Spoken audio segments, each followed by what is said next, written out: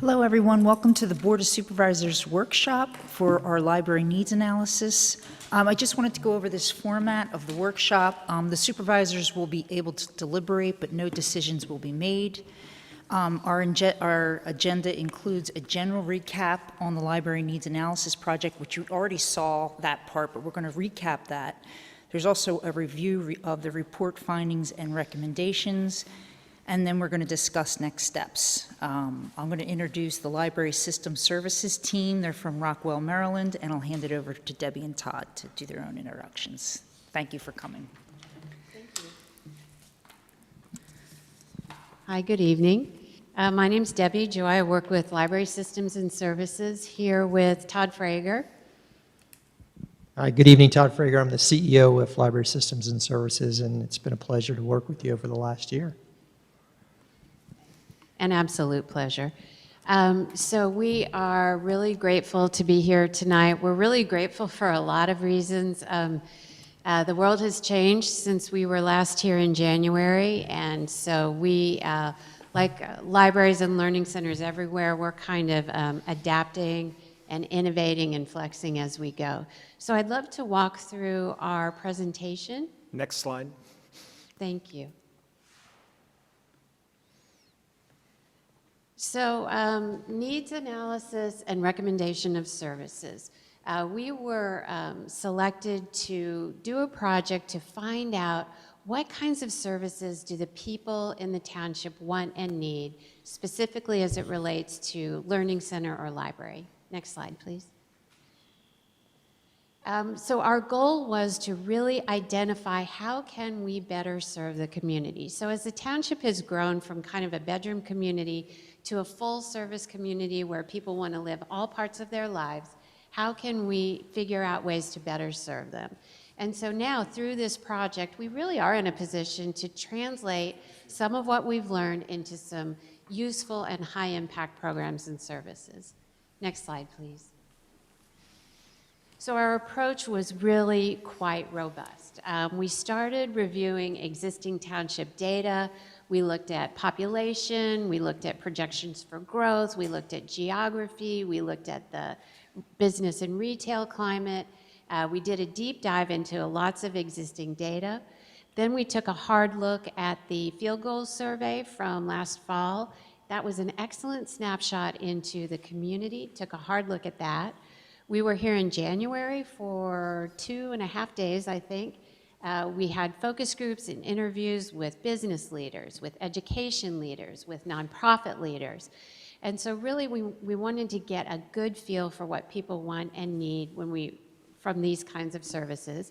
And then finally we were able to identify some strengths and some gaps. Next slide, thanks. So an overview of our timeline, we kicked it off last September. That's when we really started taking a hard look at that research that I talked about. We were here in January, and so we took all of that information, all that data, we took it back to the office, we read everything, we read it again, we talked about it, we worked on it, and we came up with a draft report. And we delivered that draft report on March 6th. And so things changed after March 6th. And so Tim and his team and you guys were a little bit busy with several things that were going on. So we all kind of took a beat from the project to deal with what was right in front of us. And then by May, we were really ready to come back to the project and take a look. So in that way, actually, we were kind of fortunate because it gave us the opportunity to look again at where we are right now and bake into the report where we are right now, what's happening in the community, what has happened to the economy. So it was really kind of a fortunate thing. And that brings us to tonight when we present our final report. Thanks. Next slide, please. Thank you. So what were the findings? The findings were actually pretty clear. There were several things that really rose to the top. It wasn't really questionable. We were able to really identify and uncover what the community wants and needs. And number one is residents want more than a traditional library. Absolutely, for sure. And that's kind of a great thing because modern libraries are so much more than a traditional library. Centers for learning, centers for enrichment, centers for connection. So what the community wants and what a modern library or learning center is, it's a great fit. And in fact, even the word library, for some of us, was a little bit troublesome. So we sort of started talking about a community learning center, a community learning space. And so the word library certainly is important and it describes what we do, but it doesn't necessarily have to be the final title, so to speak. So what do residents want? What do people in the township want? They want a community center. They want services beyond traditional like we talked about. They want services for seniors. We want meeting space. And I think it's important to pause on that idea for just a second. So we heard loud and clear that community wants space to get together. And right now, when we're all kind of staying close to home, lying low, we might think, oh gosh, well, do we really need that? But what we have seen over the very long term is that humans want to get together. Humans want to be together in person. And so we're confident that over time, once we get through this very challenging time, humans are going to want to be together with their neighbors in a community space. Meeting space, study groups, homeschoolers, local organizations, you name it, we need space. Space for co-working. That's something that we need right now. As folks are working remotely, we still need those small one-to-one dyad type meetings, so we need space. Makerspace, that's access to emerging technology and analog technology. A demonstration kitchen is something that came up. Philadelphia Public Libraries, I believe, have them. We've got them in Carroll County, Maryland. So that's a great way to offer programs in cooking, nutrition, things of that nature. And then finally, a performance space. Arts and culture is something that we heard loud and clear that community members would like to have. Next slide, please. So what's our imperative? Well, it's to reimagine the library. And these categories, this is precisely what we heard in the township. So folks want a community center. They want a central location. They want that resource to be centrally located. We want it to be proximate to other services. We don't want it sitting out by itself someplace. We want a makerspace, and we want arts and culture programs. Next slide, please. So I wanted to just kind of pause on that idea of makerspace for just a second. So that is access to emerging technology and existing technology. A couple great examples, our partner libraries in Osceola County, Florida, have a place called Tech Central. It just opened. And what makes Tech Central interesting is it is tightly focused on helping people in that community get jobs. So graphic design, software, and equipment, you can learn at the library for that job. Osceola County is home to Disney World. There's a sewing and costume design center in Tech Central. It prepares people for jobs in costume shops at Disney World. There's robotics, there's a high-quality podcasting and recording studio. So it's more than just a place to go mess around with a 3D printer. It's a place to prepare for a job, and that couldn't be more important than right now. Palmdale, California, it's another example of really, really big geography, very spread out. So we took the technology, put it into a Sprinter van, so we've got circulating Wi-Fi hotspots. Couldn't be more important with remote learning that's happening right now. We've got tablets, we've got training, again, helping people learn and get ready for jobs. So those are just a couple quick examples. Next slide, please. Germantown, Tennessee, very active Friends of the Library group. Escondido, California, library partnering with local business, Read Local, Shop Local. So I can take my library card to a bakery or a copy center, you name it, and get a discount. That also drives traffic to the library. Next slide, please. So another point that we heard very clearly from the community is don't reinvent the wheel. Don't duplicate services. We don't want to duplicate services. And again, that aligns precisely with our approach to community learning centers. So the way we still offer very robust services without being duplicative, or duplicating, I should say, is partnership. So we want to partner with the local Montgomery County Norristown libraries. We want to complement their services. We absolutely must partner with local schools. Again, I wanted to pause on that for just a second. We were just talking a few minutes ago about what is school going to look like in 2 or 3 or 4 weeks. Lots of folks don't know. What we do know is it's extremely challenging. Remote learning is extremely challenging. And so community learning center or library, we want to be right there supporting our kids and families so they can really learn, and it won't be a wasted year. We do have a tool called BrainFuse. It's an online personalized homework help kind of tool that a lot of our partner libraries offer. And I was just talking to some teachers the other day. That's really important access right now because teachers can't do it all, parents can't do it all. We've got to step up and support our learners. And then Parks and Recreation. So what a natural partnership. Parks and Recreation focuses on health and fitness, on sports, on wellness. Learning Centers focuses on literacy and education. So really it provides the whole picture for the community. Next slide, please. So I think it's also important to pause on the idea of pandemic response. So we've seen a lot of innovation and we've seen a lot of flexibility in libraries and learning during the past few months. A couple quick examples.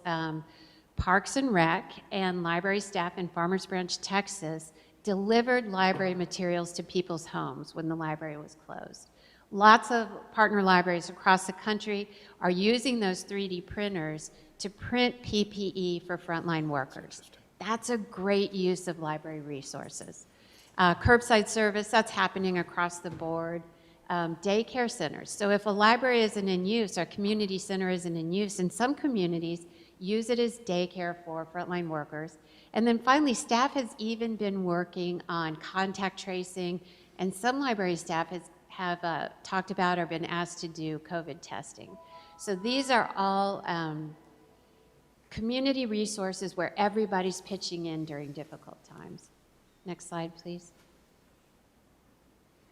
So what did we hear here in the township? Well, we heard that this community support is more important now more than ever. So we were really thinking about now is the time to do things differently. Now is not the time to do the same old thing the way we've always done it.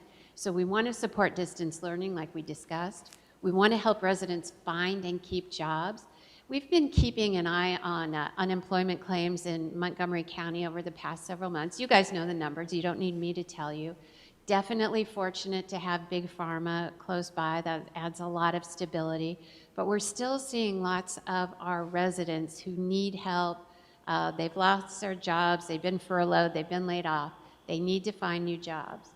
We also know that some jobs are not going to come back after the pandemic. However, there might be some opportunity there as well. So there's some new jobs that will emerge. There's some new industries that will emerge. And we want to make sure that we're right there to support entrepreneurs and small business. A community learning center can do just that. Next slide, please. So we also want to think about ROI. These community learning centers, we did hear from residents in the township, we want to keep an eye on cost. What's it going to cost? We want to be very aware of cost. So a small portion typically of a community's budget is dedicated to services like these, and the return is really very robust. It builds the foundation for success like we've talked about, education, connection, enrichment, small business. And it really helps bind the community and create a stronger community. Next slide, please. So I just pulled that quote from the report just to really hit that point one more time. Innovation, flexibility. These are unusual times. So how can we respond in a way that's really going to meet our residents' needs? Thanks. Next slide, please. So what we heard from the residents about something that's tailored to the township. That's what residents want. They don't want something that's cookie cutter. They know what they want, and they'd like to see it. They're used to really high-quality things, frankly. They're used to high-quality services, and they want to see that here in the community. So some examples where that's happening across the country right now, August 4th, opening a new partner library in Manassas Park, Virginia. It's a really small community. It's kind of outside of the Northern Virginia area, but they're doing this exact thing. So they're tailoring library services to their community and opening this community resource center. Homestead, Florida, last time I was here, we talked about this librarian. That will open in October. Again, that's a community that wants really cutting-edge technology. They want next-gen stuff, and that's what they're going to get. And then we also talked about Moreno Valley, California, where conversion from retail space is really what made sense for that community. So there's lots of ways to achieve these goals. Next slide, please. So as we move through the project, we were able to identify 3 potential sites for such a community learning center. So we talked about Providence Town Center, Anderson Farm Park, and right here on the Black Rock campus.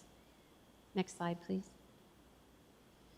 So each has their opportunities, each has some challenges, so we'll walk through those really quick. Town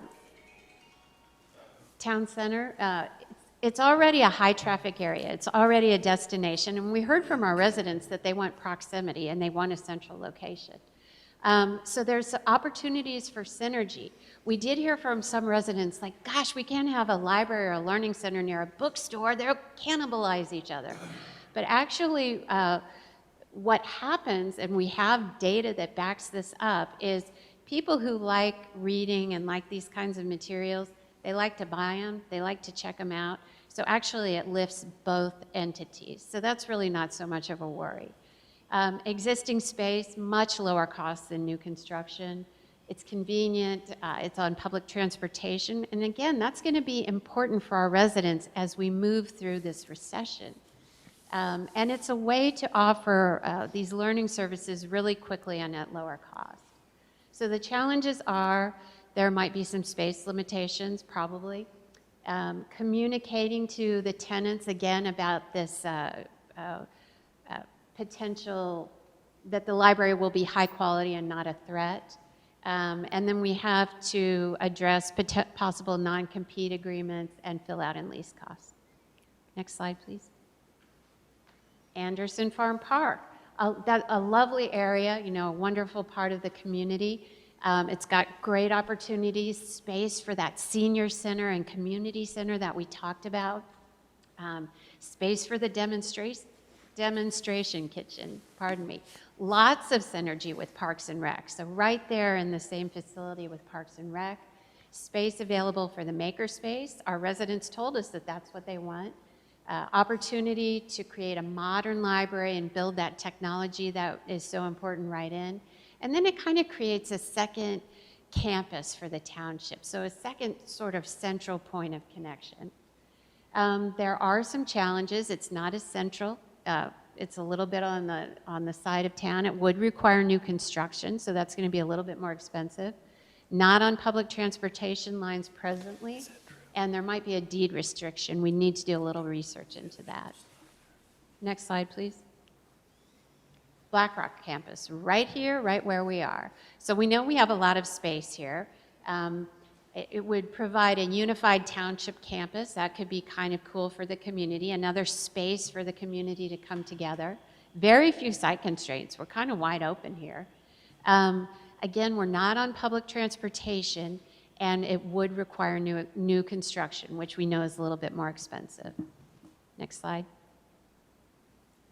So we took a little bit of time to try to think about what kinds of learning services can we offer within a 10,000 square foot facility, and then we compared that with a 20,000 square foot facility. And this is just kind of for our consideration. So we're not suggesting that either size is optimal, but it just kind of gives us an idea of what can be offered from a base of those two sizes. So in 10,000 square feet, we're going to have a really solid and robust collection. We're going to have that technology that we talked about. We're going to have STEM programs. We're going to have all kinds of programs for children and teens. We will be able to offer the workforce development that we talked about, literacy, arts and culture, programs for seniors. So if you'll notice what I'm saying over and over is programs, programs, programs. So we would have space to offer those programs. Virtual branch access. So virtual branch is library website. We call that the digital library. And again, that's an important thing to pause on right now, because when folks are at home, when businesses are closed, our virtual offerings are really, really important. So we want to make sure they're very robust. Summer learning, I was thinking about that today. I think summer learning is going to become year-round learning as we try to support distance learning. Out of library outreach, we want to get out of the building, out of the building, out of the building, providing services where people are, schools, wherever people are, we don't know.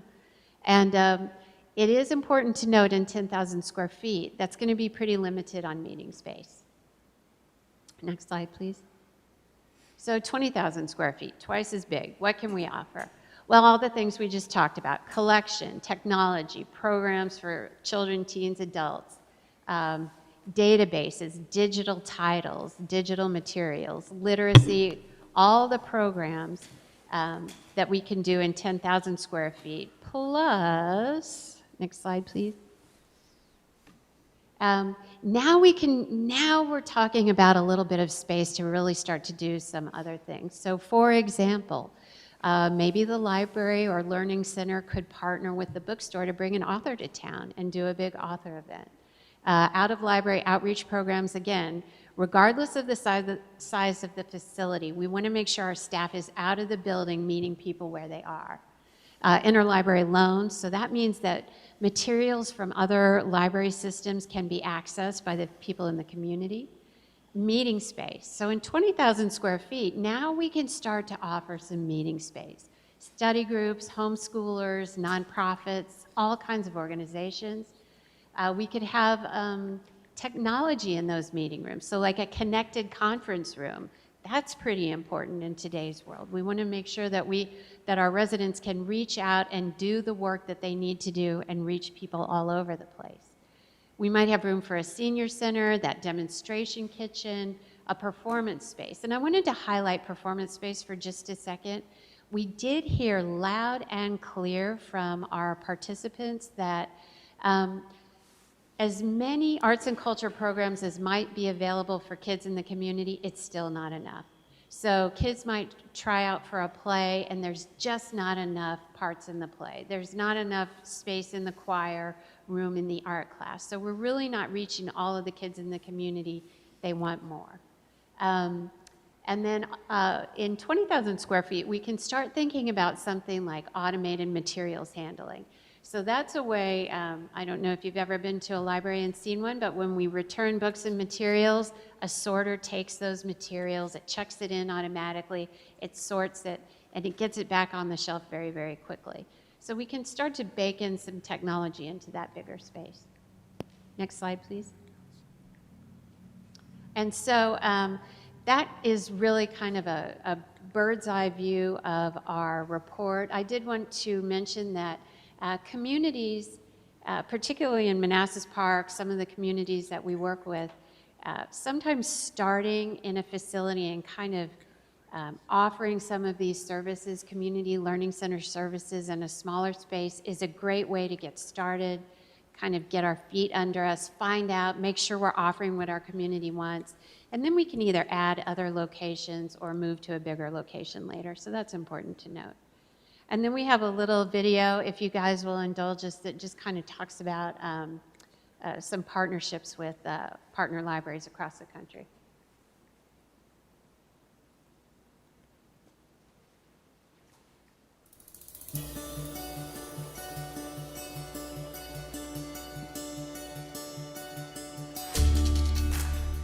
I think everyone in this country is recognizing that they need to do more with less, but yet our customers are not expecting less. One of the best things about being in a partnership with LS&S is that they're always ready and willing to go above and beyond the day job to provide services to our communities. LS&S has come in, has been wonderful partners. They've been able to expand services through different grants. There was a grant that they were successful in applying for in another library branch, so they applied for it in this branch, and that has helped us fund our Veterans Connect and our Veterans Resource Center. They have a very good understanding of a library and the way it should be run, whether it be personnel, whether it be customer service, whether it be IT. Better quality of service, better selection, better computer system, and staff there that's very helpful and friendly. Our new smartphone application, that's all coming from LS&S. With the app, they'll be able to download audiobooks, they'll be able to reserve books, they'll be able to see what some recommendations based on those interests are. The Techmobile was brought on to take the library services out to the community. Library Systems and Services was able to help design the Techmobile, develop the graphics that are on the outside of the Techmobile. They have Wi-Fi services, they have iPads that you can go and utilize. They have a 3D printer. I rely heavily on them to provide me with the new trends, best practices, anything that we may be able to implement in any of our branches. It's been a tremendous pleasure working with the professional staff of LS&S. It seems that any time that there is a problem or a question or there's a need to want to do something better or to expand our participation, that they have some proven and exciting method or exciting resource. You can't ask for a better partner than LS&S.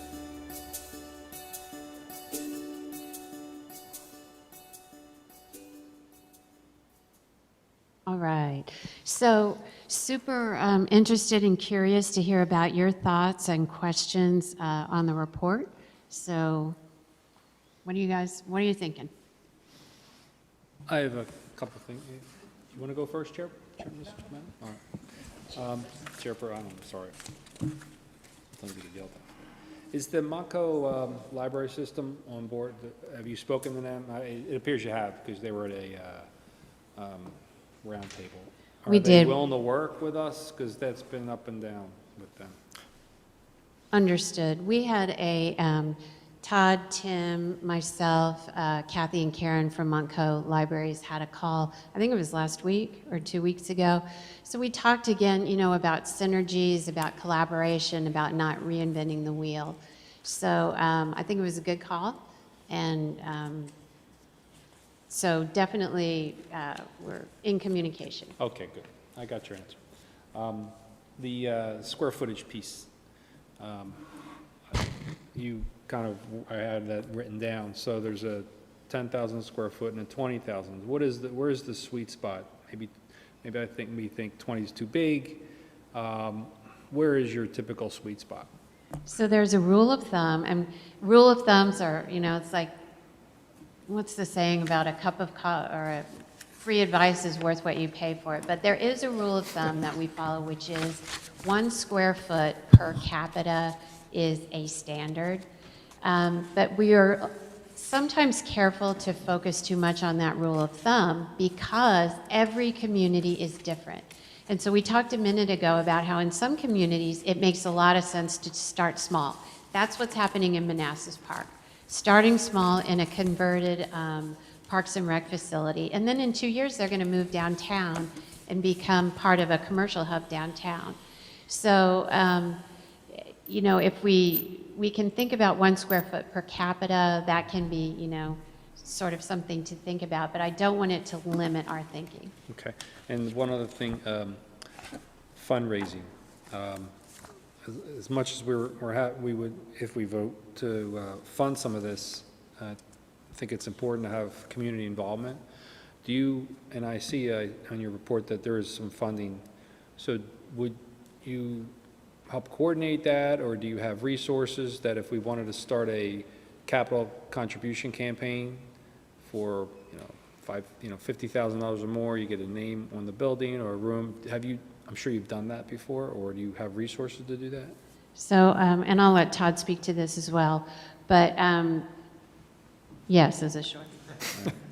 Yeah, we've been very successful starting foundations, usually with the civic organizations in town and the leaders in the community. Many of them raise for capital campaigns as well as operating funds for their libraries as well. All right, so it would be a foundation. So we would, if we decide to move forward with a library, we would create a library foundation inside of the township?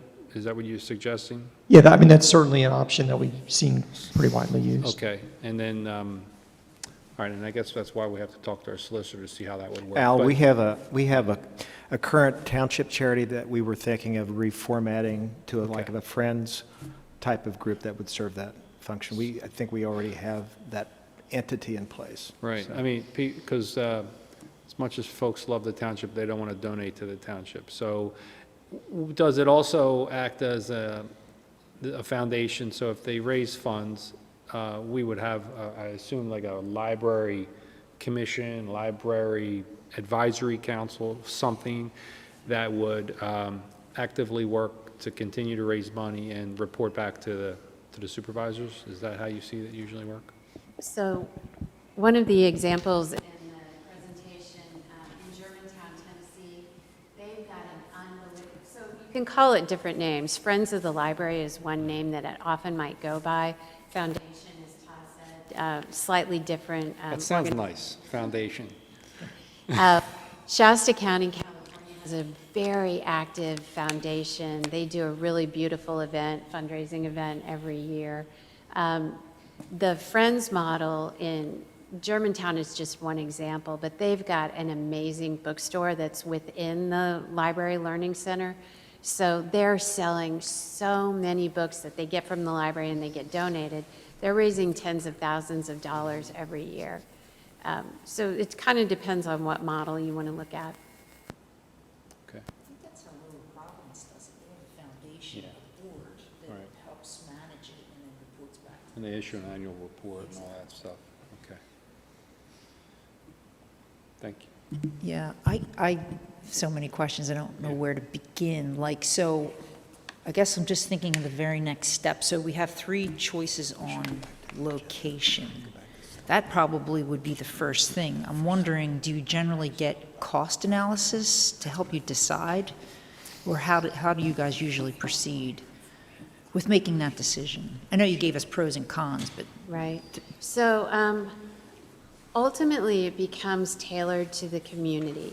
So we can go and we have architectural partners, we have library design partners, we have a very highly skilled collections team that's part of our organization.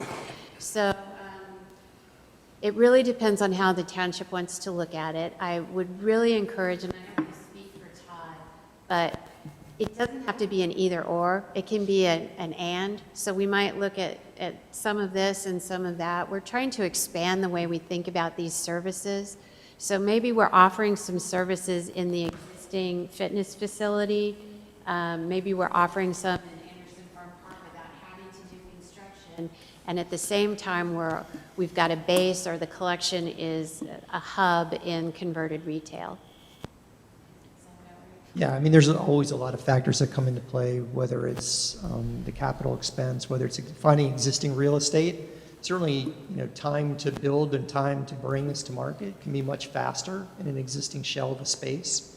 Certainly, if you're going to build, it's going to take maybe a couple of years to do that. But again, it's kind of a team effort between the customer as well as our design teams and architects, that we can pretty much brainstorm or come up with concepts that, based on what we're hearing as far as the requirements, pretty much a cost per square footage, a cost for operation, we can come up with multiple designs with multiple cost structures to see what's in the interest of the customers. We are working on a project in Pinehurst, North Carolina right now with an architectural partner who is offering all those kinds of information and that kind of analysis to the client. So this particular firm in North Carolina, I couldn't recommend more highly. They're an excellent partner. And we could probably get you some examples of what that looks like. okay. To get us started in the right direction, right? So, because what I'm hearing, and I'm wondering, would it make sense to do the path of least resistance? Let's just say, okay, Wegman Shopping Center, it's there, you could retrofit a space, just like your example, they're there for 2 years and then they're gonna move to the center of town. Like, do you do something like that to get yourself off the starting pad and then build or work in the Anderson Farm space? Does that make sense, even from a budget-wise? Yeah, I mean, we do have multiple examples recently of people doing that, because for one, it's nice to put vacant real estate to use. It actually helps the other merchants in that center as well. But you can literally, we've gone within 6 months from concept to delivery of opening a facility in a mall situation or a retail facility situation. And in all those cases, some have actually kept them over time and said, we have such great activity, it's a great use of the space. Others have said, again, it's going to be 3 years till we build what we actually think we want, which is 3 times the size. So we'll stay here for now, kind of build consensus, we'll build the foundation, we'll build support to then create the ultimate facility years from now. Okay. In your research, did you have a chance to visit the Lower Providence Community Library? Yeah, what did you think of that facility? So what we noticed is that many of the libraries, surrounding libraries, are very traditional spaces, well-used, lots and lots of books and materials. I just think they're limited, just space limitations. They're great old buildings, but to retrofit or to try to drastically change what the facilities would be used for would be very costly and very difficult. And construction-wise, I'm sure it would be easier to build than it would be to renovate a building of that age. But they're doing the best they can. They're providing great services, just I think the space is pretty limited. When we did our tour, when I went with you guys and Tim and Brian, was right, we did Phoenixville and Royersford, but on that particular day, we didn't make it down to Lower Providence. I personally have never been to Lower Providence, but I know Brian has several times. Yeah, I happen to live in Lower Providence, been there many, many times with the kids. It's exceedingly well attended. I've been there when I've counted heads and there were, 70, 80 people there utilizing the library. So I think it's very well received by the community. But again, it is very much along the lines of what you traditionally think of as a library. There's no, I don't want to say no, there's no dedicated, per se, maker space or some of the, outside the box ideas that LS&S has suggested. Yeah, and Media just built a library down in Delco. It's a newer library, probably not what we want. It's 2-story, it's kind of an urban area, but it's new, so it's right down the Blue Route. We can go take a look. They have a nice children's section cordoned off. It's well done. Do they using some of the newer ideas that Yeah, we've heard here? Yeah, it's about 3 years old. It's nice. One of my concerns about a retail space is as we build a collection, and one of the things you point out in your report, we're a very well-educated township already. We have 2 drug companies and a large investment company firm here.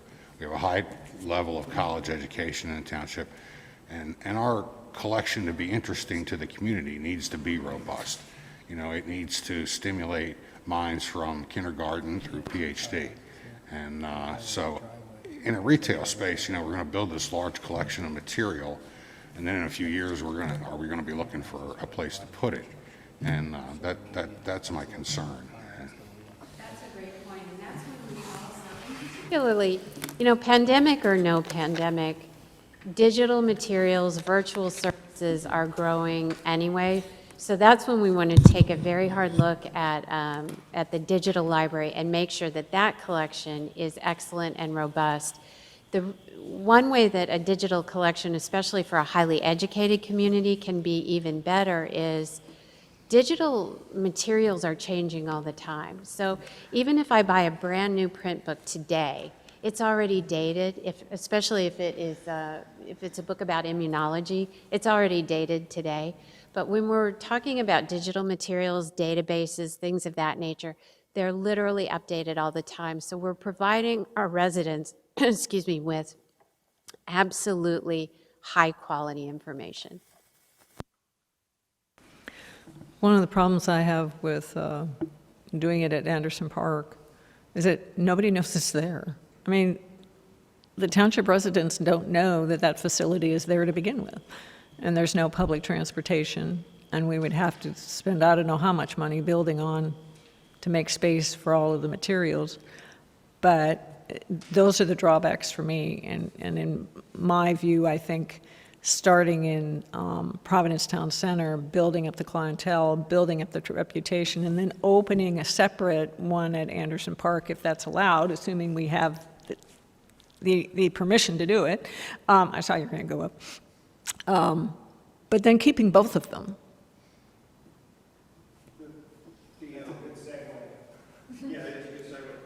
Anderson Farm Park presents a definite challenge because of the deed restriction. There is one, and it's identified as open space. That does allow for some degree of recreation under a couple of cases that came out over the years that said that recreating is a part of the enjoyment of open space, that its original concept was like long walks in the park, and that it kind of became more active over time as people became more active in their recreating. But, and we were on the brink of litigation in connection with that open space deed restriction when we were looking at it as a firehouse. Now that might be an easier call since with recreation, with the current rec center that's there, that's something that's already been there for a long time. But the further that you go in the more aggressive out-of-the-box directions, you would almost certainly invite a violation of the open space deed restriction. And unlike some deed restrictions where you and I are neighbors and I agree with restriction on my deed in your favor, and then we both agree that it's no longer needed, this type of deed restriction is for the benefit of every citizen. So you literally have to get every township resident to sign off, and you still might not have everybody. So I would have to, for that reason, put Anderson further down, assuming there's any movement in the more non-traditional directions of the things that you listed. Gotcha. Yeah, and group feedback, talking about the firehouse, they were aware that we're thinking a lot about a library, and that's not going to fly. I mean, just knowing, talking to the people in here, we do have 23 acres across the street that's vacant. So, and if we put a firehouse there, we'll have infrastructure. It may play very nicely there. But anyway, yeah, we're not supposed to decide, but I'm not so keen on if we're going to ultimately take a bigger step. I'm not so likely to put it in a shopping center. I would rather hold the resources and do it right instead of temporarily put it somewhere else. Well, it That's my doesn't need to be temporary. Oh, just a thought, but I agree with you there. Like, I think we learned a lesson on this admin building. Instead of starting from scratch, it built on something that was already here, and that cost us how much more money? I guess the thing I'm thinking about so much right now is distance learning. And so if kids are doing distance learning starting in a couple weeks, what can we do, not just here in the township, but what can we do in all communities to help support? And so does that mean we need to step on the gas a little bit? You mean to try to find a solve while we're all within this pandemic situation and sort of set something up temporarily for people? Is that what your thought is? I guess just thinking about some sort of retail conversion. And so how can we, get our feet under us a little bit and then be able to offer some of those services. So I don't want to go too far in one direction, but distance learning is a big deal. I wanted to loop back to the fundraising piece, and I know Al touched on it. So to me, that's kind of a big nut. You'd have to have a program set up, you'd have to have all your literature, you'd have to have your levels of sponsorship and what they get for that. And so I guess my question is, do you have a template for that? And then the other question is, how do other townships and counties run it? Do they get a special committee to help with that fundraising, or is it something that your team would do or help us manage, or how does that work? So I think you're talking about a capital campaign? Yeah, so we certainly have blueprints around the country of foundations that we've worked with to help set that up. They're basically independent organizations, 501c3s, that act separately from the government entity itself. Certainly through their bylaws and their structure, there's reporting into those entities, but they basically operate independently for the purpose of, and usually it's stated whether it's for the betterment or enrichment, but it's fundraising activities basically for capital campaigns as well as operational campaigns. So we've done it many times, and we have many organizations we've worked with. So for us, the easiest thing to do is to call on some of them to set up meetings and conversations to help walk this group through what they did and how they got to where they are today.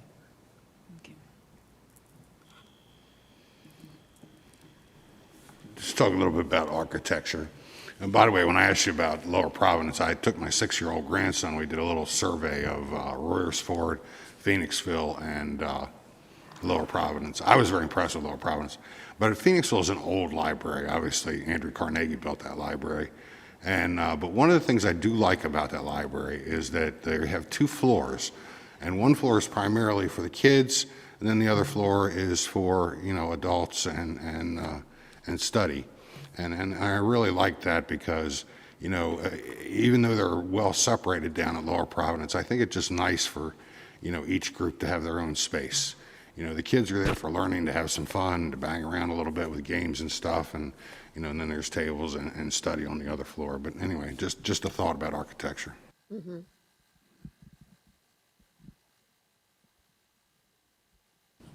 I was thinking about this too, because there's a capital campaign, of course, to get this up and running, and then the bigger cost is the ongoing cost. Can you give me some idea? Let's say we went with a 20,000-foot model. Do you have any general costs for ongoing running this, and the management and the people and everything, what we're looking at? We are absolutely able to generate those costs based on our experience with other libraries. So I think that's something we could pull together. Yeah, very easily. Okay.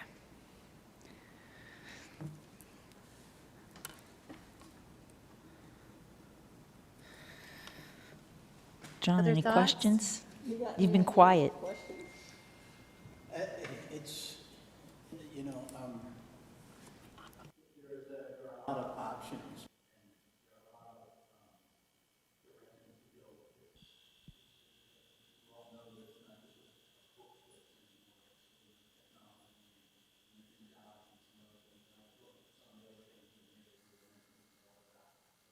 Is.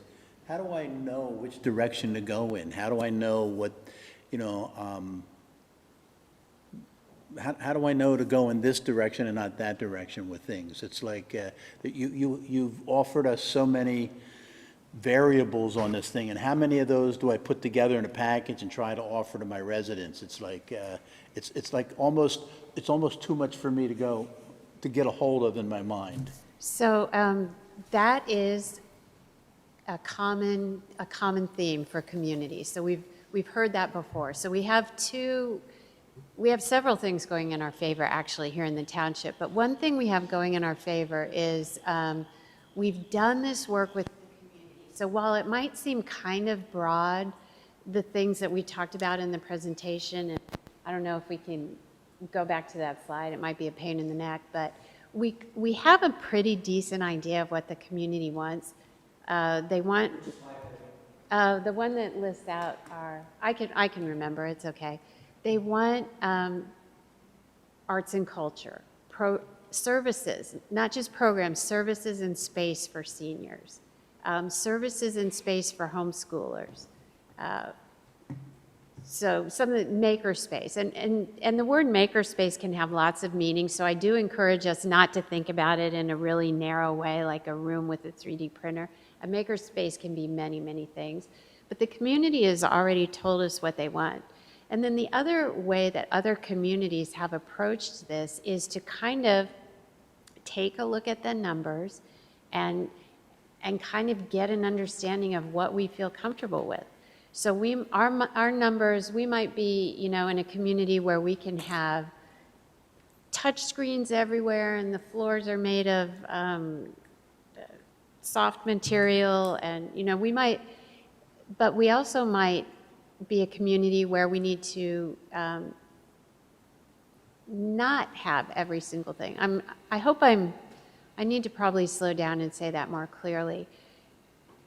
The community's told us what they want. If we get an understanding of the numbers, we can put those two things together and say, here's what we can afford in a makerspace. Here's what we can afford in meeting space. Does that sound about right? Yeah, I think the biggest thing today is that people are building space that's easily convertible into lots of different things. I think when you build it today, you have the flexibility of designing a space that can be transformed to do lots of different functions in that same space. And I think that's what most people are striving for versus in an older space or a traditional space where you're locked in, where it really only has a single purpose at this point.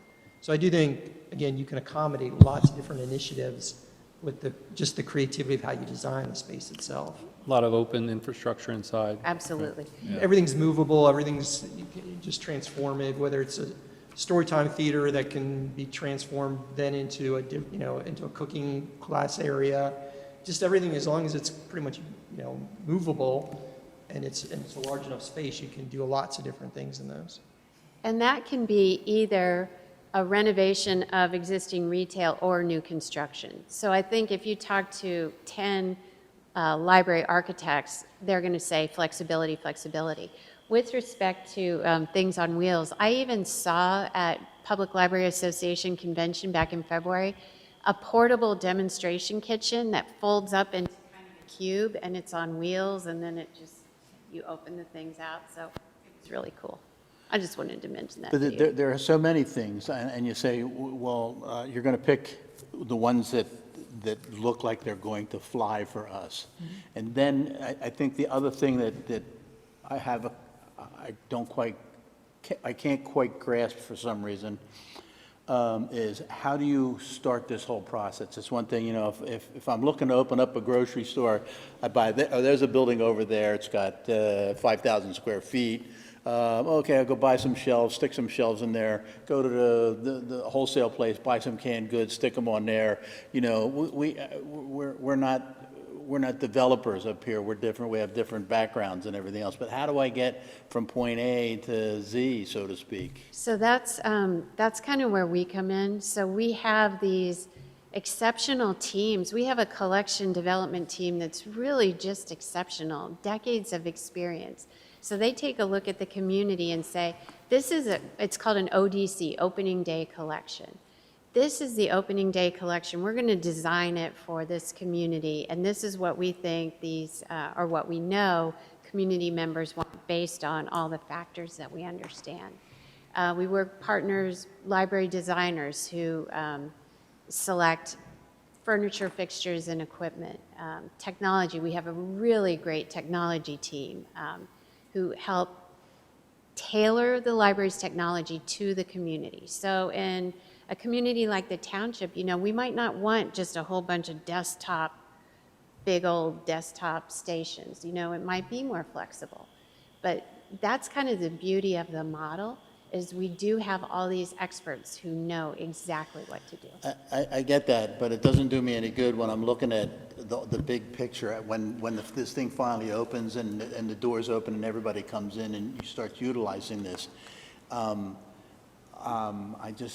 having a difficult time getting from point A to point Z, like I said.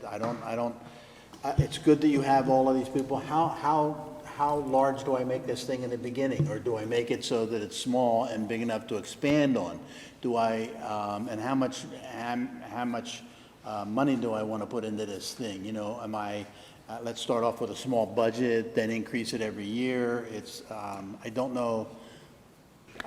There's an awful lot of variables that Yes, so usually how we get clarity on all this, because I'm the same way, I like to get kind of to the point where I can truly understand what I'm talking about. And it's, as Debbie described, basically, we would take all these presentations, these reports, we would get the group that we just discussed together and just say, okay, come back to us. Give us your best options based on all the feedback and all the information we just provided to you. Give us some samples, and they would come up with space designs and overviews and designs. And that's when it starts to become clear to everyone. They get to start to see what it might actually look like. But to do that, to go to that step, do you have to know where we want to build it? I guess I'm trying to figure out where A is. Yeah, so again, we would want to just, because you can't be completely free for all. Right. You basically. Have some the way- parameters. Yeah, we would begin with what we do know today. And even if you hadn't said that's out, or that's in, if we think there's 3 available options today, we would start with the 3 available options, and we'd start with multiple sizes, and just say within that idea of a retail space, what are those options? They would probably come back with a couple different options, and within those options would again say, well, if we do a 10,000 freestanding building in this park, here's the number of things you could have in it, here's what it would look like, here's the cost per square footage, here's the cost per operation, here's what, you can basically pretty much, within a pretty short period of time, start to get pretty, down to the details of what it would cost to operate and what the services would be provided from that facility. And space painters and architects love this. They just sit around and they dream about what they could build, and you have the benefit, and we have the benefit of that. They've done this many places all over the country, so they've seen what works, they know what doesn't work, they've seen what's the latest, what's the most interesting, what's the future, and they can bring those ideas back to you and actually sketch them out and show you some things where you start to say, okay, that looks interesting, or you're way off. But usually, if they've based on the work that's been done here already, with the groundwork that's been in place here, I think they'd have a pretty good shot of designing something that you might find interesting and get pretty close to what you might think is an accurate depiction of what you're looking for. At this campus? Is it Yeah, what you but mean? even the 3 options you've laid out with the information you have available, they could easily come up with some spec plans for all 3 options. Now, if there's an option that's completely off the table, then we wouldn't waste their time, but if you're interested in all the options. We tried to stick The 3's good. I feel a little leery about the Anderson Park. Madam Chair, I just want to tell you, when we're done with the board, we do have some people in online land, some people, I think we have a representative from our fitness center who might want to make a comment. I think we have a virtual hand from the county libraries, and we have our park consultant has a comment. So whoever you want to start with, for when you guys are done, finish your comments. I think we're good. Not trying to rush you along. Okay. Who do we have? Why don't we, okay. I have Kent Baird. Kent, can you hear us? I can hear you, but I'm afraid you might hear me from the ceiling, and that's a little scary. You say, you're coming from above, so go ahead. Well, this might be the biggest moment of my career, my whole life, right? So my question, given the COVID pandemic impact on local colleges, community colleges, private schools, what do you feel might be the overlap or the competition for, the distance learning that you're talking about provided by a public library? Do you feel like some of the colleges might step up and provide that to stay relevant in their community? They have these great library resources. I went to a school that had 6 million books. Do you feel like, the local colleges will start to pull on some of that as just one of the items that you were talking about the library providing? Do you think the distance learning from the colleges is going to be something that will impact your decision? That's my question for the moment. Shall I take that one? You can, I can comment too, but that's, well, I can tell you, our closest library, universities are Sinus, and in this day and age, they're secure. All campus stuff is secured. So, access to it is one thing, and then their Sinus College Library, again, it's not in town, and it's a nice place, but it's a very quiet place, so it's not designed for the activities that we want as well. I've been in there many times. It's not designed for things that you have mentioned. Of course, there's books, but not much else. Debbie, I remember our focus groups with some of the educators. I think Spring Forward has some great facilities, but they don't have public access. Yeah, it's just for kids. And it's important to clarify that we are not suggesting that we would provide distance learning.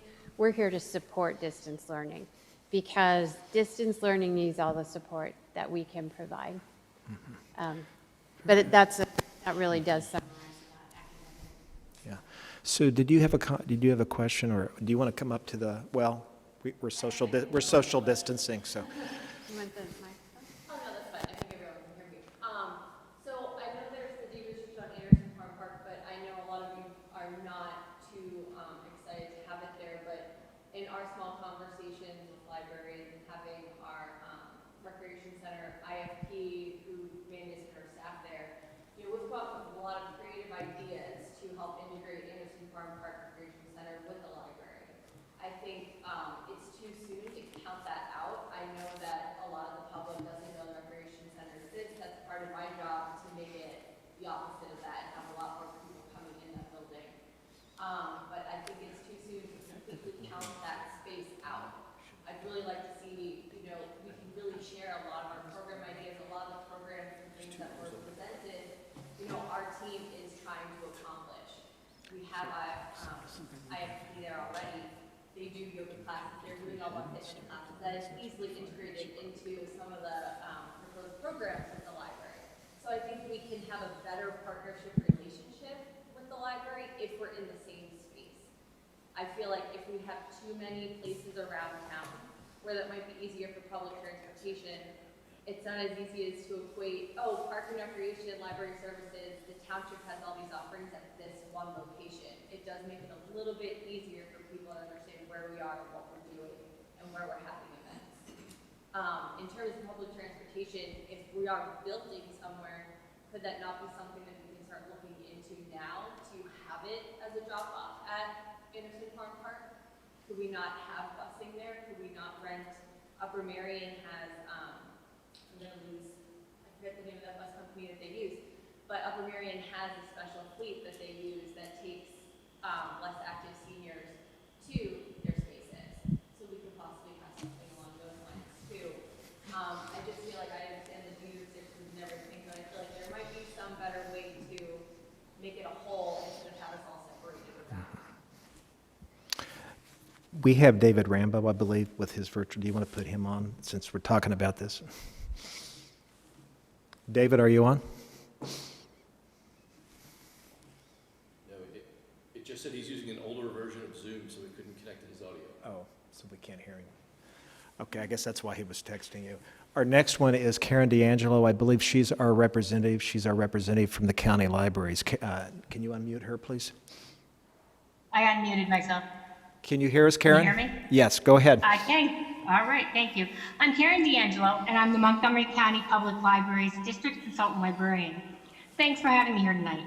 We've been looking forward to hearing the results of this study as we welcome opportunities to expand the partnerships our Royersford branch, the main library, and our bookmobile currently have with your Parks and Rec Department. Our Royersford branch serves the residents of Upper Providence Township, Royersford Borough, and Limerick Township. Our branch offers everything from story time and STEM programs for all ages to yoga and history programs. Even now, we're offering curbside service and virtual programs on backyard composting and STEM take-home kits.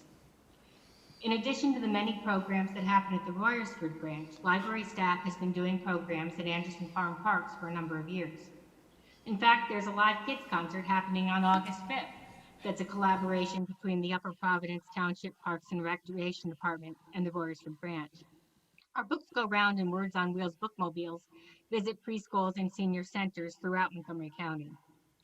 I'm excited about the opportunities for collaboration and partnerships described here tonight and look forward to talking with you about ways the Montgomery County Norristown Public Library and its Royersford branch can help provide those services.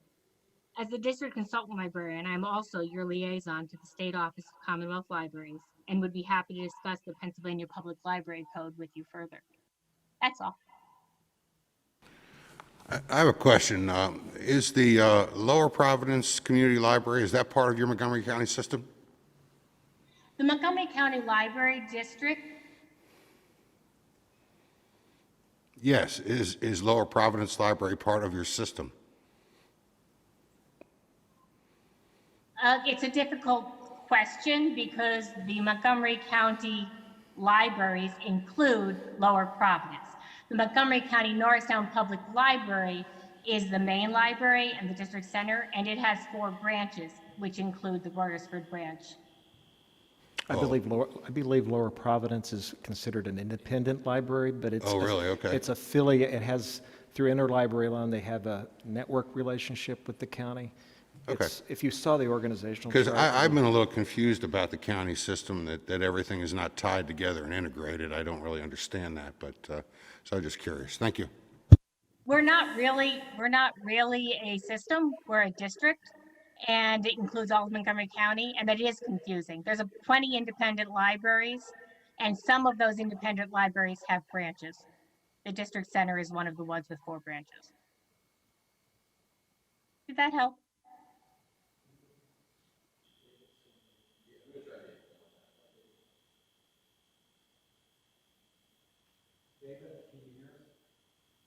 Did that help? Yes, thank you. Yeah, We can't get David. Since he has an older version of Zoom, it's not able to Okay. connect the audio. Anybody else? That's all. Okay. I think that's it for the online comments, Madam Chair. So. Oh, I'm sorry, I forgot you. There you go. Lynn Corrigan from our park.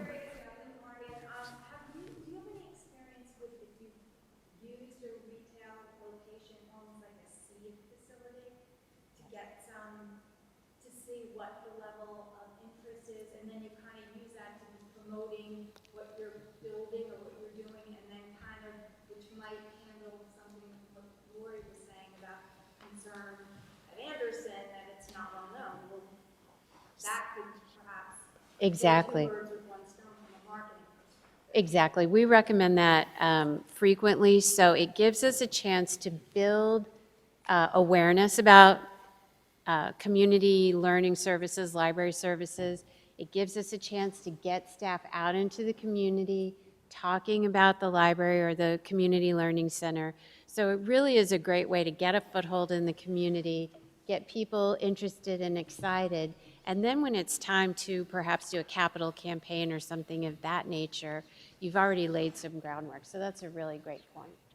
So do you suggest that way of going about it, starting, well, we have a lot of open space there, too. It's not like there's plenty of empty shops. Would you, so I'm just making sure I get the succinct message.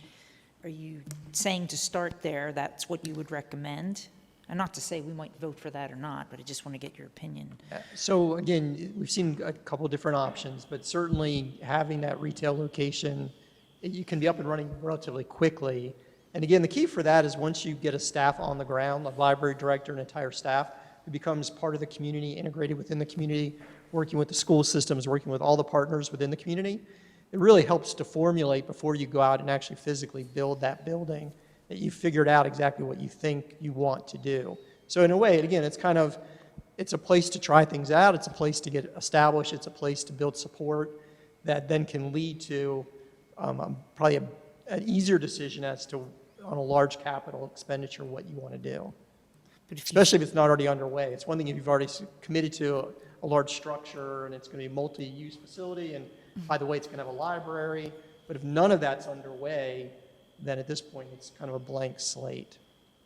But you'd have to pick what you're going to put in there, because I wouldn't think the retail space would be as big as what you would ultimately end up in. Correct. You You'd have to pick and cherry choose the pick. programming that probably is the most important for you at that moment. Yeah. A lot of times, certainly, things, depending on the community, what they have available to them, but whether it's the technology aspect, whether it's for homeschooling, whether it's young children, so you won't have everything in that space, but again, you pick and choose your top 3 choices usually. Can you try different things out there, like you were talking about that mobile kitchen? Is that something like you have mobile kitchen month? You know what I mean, where you do programs like, and then that stop and do. Yeah, I mean, you can certainly rotate. To kind of really use it exactly like a seed organization to kind of get a sense of what's popular and then helping you guys decide what you want to look at as prototypes for the more permanent stuff. Yeah, I mean, it could be comparable to art galleries that rotate different exhibits that come through that appeal to different people. It's the same idea of, some of that which you can do in there. As far as, again, it's an open space. You can do lots of different types of programming, see where you're getting traction, see where the demand is. Certainly, people get attached to it, but if they know it's going to turn itself into a long-term commitment to those programmings or those, for the larger facility, it's a great way to build consensus and excitement. Mhm. It's close, it would be close enough to facilities that considering that people wouldn't think they would drive an extra mile or less. Yeah, it's kind of in between. Just as a, just to understand whether you've had success with that model. We have. I wanted to mention, Todd talked about getting staff on the ground to start making connections. So we talked about Manassas Park a little bit. The staff there is on the ground, even though the library isn't open yet. The library director has already been on the phone to the local county library staff, and they're talking about ways they can collaborate and help each other. English as a second language is a really, really big deal in that community. So they're already saying, like, okay, how together can we cover every day of the week with an English as a second language program?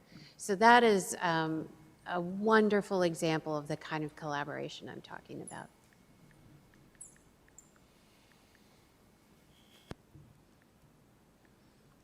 So I wanted to just talk about the next step. It seems like your team could go back and take a look at the 3 possible locations and give us a drill down of kind of costs and what could be there. You're dreamers, right? And tell us what you think they could be at the Anderson Park and what could be here, what could be in Wegmans. And then would we have to, at the next meeting, vote on something to move forward that way? I think at this point, we're still very early on. We need to get we haven't even talked numbers at this point. I think we need to look at maybe the next phase. We're probably getting outside the needs analysis scope into another scope, right? I'm guessing. So we'll probably need to go into that phase. We'll have to talk about that phase 2 where we try to, I don't know if you would engage some of your architectural experts. I'm kind of waiting. That would this be in the year. next phase, yes. Okay. Space designers, architects. Yeah.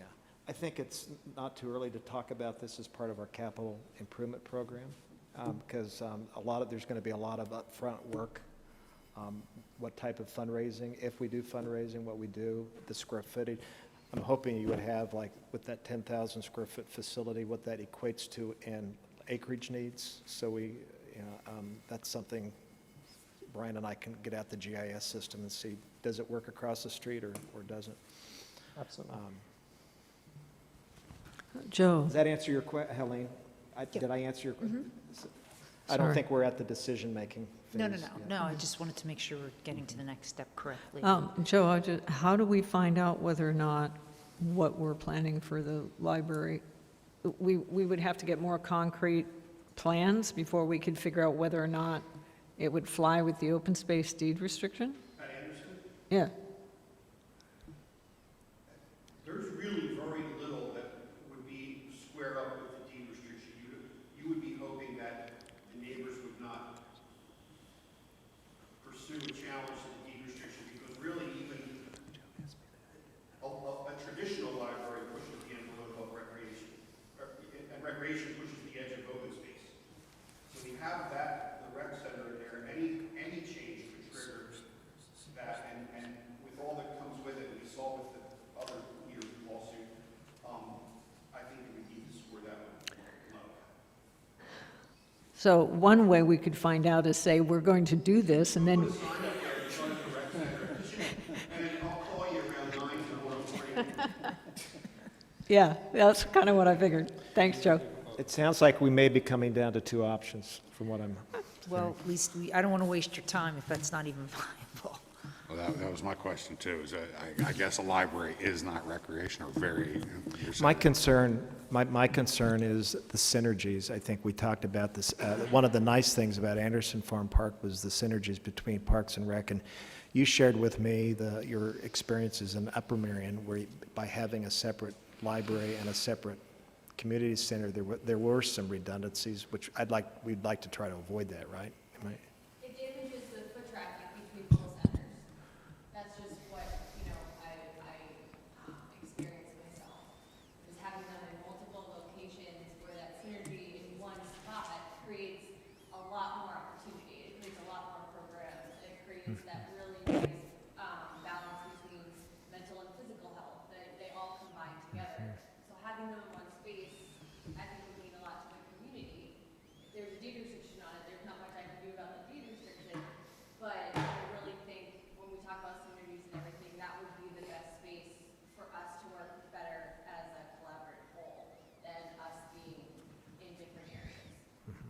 It's funny, Sue, we started out this whole project to sort of take care of that building, and doesn't seem like that's gonna work. It's still a white elephant. It's still a white elephant. I'm sorry about that, because we really had the best of intentions.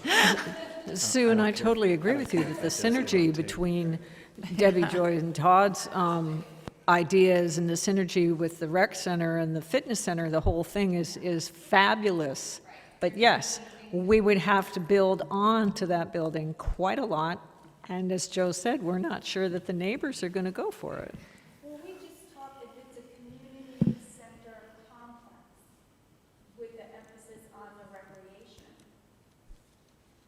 With the emphasis on the same type of on recreation, which is what that building has been, that's more of a comfort zone for the if it's a recreation component of a larger plan where the other parts are in some other building, I guess. I mean, if it's, you guys, we could all decide this together in a way, but Al, you made the suggestion of talking to the neighbors, seeing if they would be receptive, at least giving it a try in a very informal way.